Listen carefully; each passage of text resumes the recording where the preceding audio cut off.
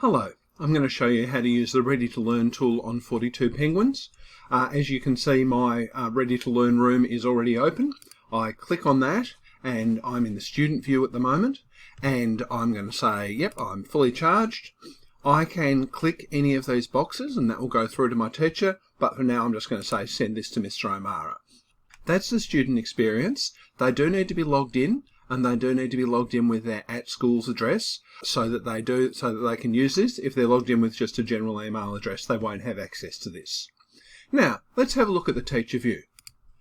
In terms of the teacher view, to be able to use this, you must be logged into 42 Penguins at your @education address so that you'll have access to do this. Now, I can see, and I've only got one student here, who is Mr. O'Mara, that he is in this category here, but if I had a whole lot of people doing it, then I'd be able to see where they sat, so I can have a quick snapshot. You can also have a look at this on your phone if you want to do this discreetly. I'm certainly not suggesting you would put this up on a board where everybody could see, but this will work on a phone as well. You can see who's in these categories.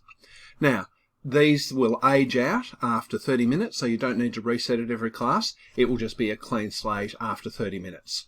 Now, when you want to share the link with your students, here it is down in your settings. You can, or on your page, there's the link, or if you just have a look in Student View, then that address up there will always be the same, so you can share it and they can bookmark that.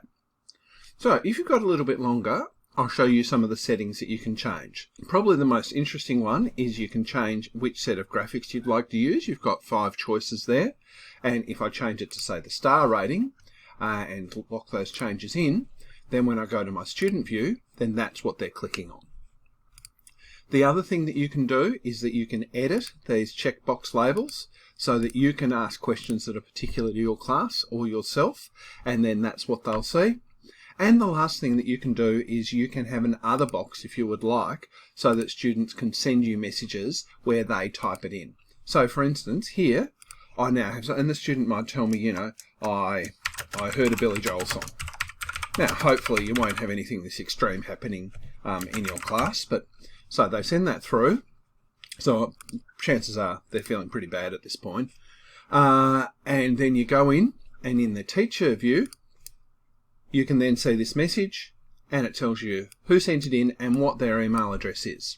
Now, if it's something particularly concerning, if they've misused it, or if they have in fact heard a Billy Joel song, then you can preserve this message so that you can actually have a look at that later. And if you click there in your preserved messages, you can see those, and you can delete them when you need to. There's the Ready to Learn tool. I hope it's useful to you, and if you have any questions, please get in touch.